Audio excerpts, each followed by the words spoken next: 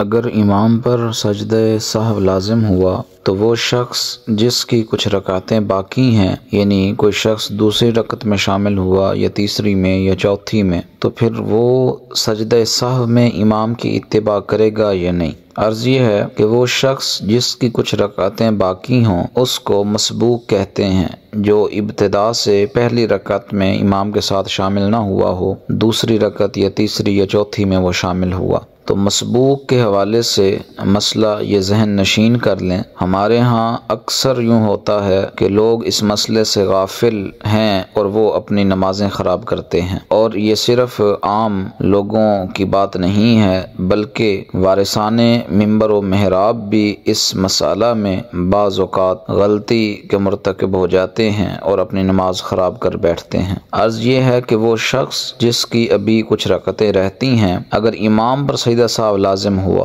چاہے اس کی ابتدا کے بعد یا اس کے نماز میں شامل ہونے سے پہلے، دونوں صورتوں میں اس پر بھی سجدہ سہو لازم ہے، لیکن سجدے میں تو یہ امام کے ساتھ شریک ہوگا، لیکن سجدہ سہو کے لیے امام جب ایک طرف سلام پھیرتا ہے تو وہ شخص جس کی کچھ رکعتیں باقی ہیں وہ سلام میں امام کی اتباع نہیں کرے گا، یعنی وہ سلام نہیں پھیرے گا، صرف سجدوں میں وہ امام کی اتباع کرے گا اور سجدے کرے گا۔ فتاوی عالمگیری کے اندر اسی مسئلے کو کتاب الصلاۃ فصل صاحب الامام کے تحت لکھا ہے کہ ولا یشترط ان یکون مقتدیا به وقت السہو حتی لو ادرک الامام بعد ما سہا یلزمہ ان یسجد مع الامام تبعا لہ، کہ مقتدی کے لیے یہ ضروری نہیں ہے کہ سہو کے وقت وہ امام کی اتباع میں ہو، اس کے آنے سے پہلے بھی امام پر سجدہ سہو لازم تھا تو اس پر بھی لازم ہے کہ سجدے میں امام کی اتباع کرے۔ اور علامہ شامی لکھتے ہیں کہ والمسبوق یسجد مع امامہ، کہ مسبوق بھی سجدہ کرے گا اپنے امام کے ساتھ، یعنی جس کی کچھ رکعتیں باقی ہیں۔ تو علامہ شامی اس کے تحت لکھتے ہیں قید بالسجود لانہ لا یتابعہ فی السلام، فرماتے ہیں کہ مصنف نے سجدے کی قید ذکر کی ہے، کیوں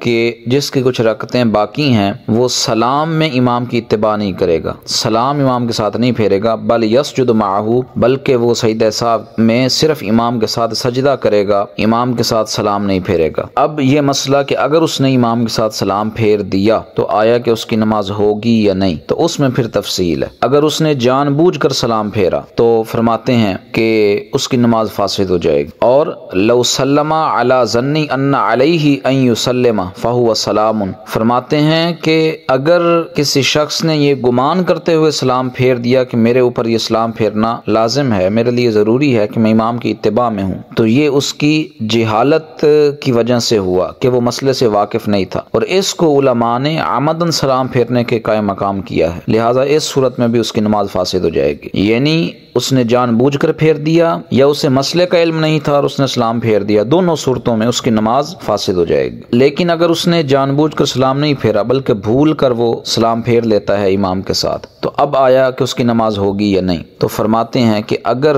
وہ بھول کر سلام پھیرتا ہے تو پھر اس کی نماز فاسد نہیں ہوگی۔ اچھا، اب یہاں یہ بات رہ گئی کہ بھول کر پھیرنے کی صورت میں آیا کہ اس پر سجدہ سہو لازم ہوگا یا نہیں ہوگا؟ تو فرماتے ہیں لا سجود علیہ ان سلم سہوا قبل الامام او معہ، دو صورتیں ہوں گی، یا تو بھول کر وہ سلام امام کے ساتھ پھیرے گا یا امام سے پہلے پھیرے گا۔ اگر وہ امام کے ساتھ پھیرتا ہے پھر بھی اس پر سجدہ سہو نہیں ہے، اگر وہ امام سے پہلے سلام پھیر لیتا ہے پھر بھی سجدہ سہو نہیں ہے۔ وَإِن سَلَّمَ بَعْدَهُ لَازِمَهُ لِكَوْنِهِ مُنْفَرِدًا، فرماتے ہیں لیکن اگر اس نے سلام سجدہ سہو کے لیے امام کے بعد پھیرا، کہ امام صاحب نے سجدہ سہو کے لیے سلام پھیرا ایک طرف، اور وہ شخص جس کی ابھی کوئی رکعت باقی تھی اس نے اس سلام میں امام کی اتباع کی، لیکن امام کے سلام پھیرنے کے بعد اس نے سلام پھیرا، اور ہمارے ہاں عموماً ایسے ہی ہوتا ہے کہ امام جب سلام پھیرتا ہے تو وہ شخص جس کی کچھ رکعتیں باقی ہیں وہ یہ گمان کرتا ہے کہ امام صاحب نے نماز مکمل کر لی ہے، لہٰذا جب یہ دونوں سلام پھیر لیں گے میں کھڑا ہو جاؤں گا، لیکن جب وہ دیکھتا ہے کہ امام صاحب نے تو دونوں سلام نہیں پھیرے بلکہ وہ سجدے میں چلے گئے ہیں تو پھر یہ ایک طرف سلام پھیر کے سجدے میں شریک ہو جاتا ہے، تو یہ غور طلب مسئلہ ہے۔ اگر اس نے امام کے بعد سلام پھیرا ہے تو پھر فرماتے ہیں اس کی نماز تو فاسد نہیں ہوگی لیکن اس پر سجدہ سہو لازم ہو جائے گا۔ لہٰذا جب وہ شخص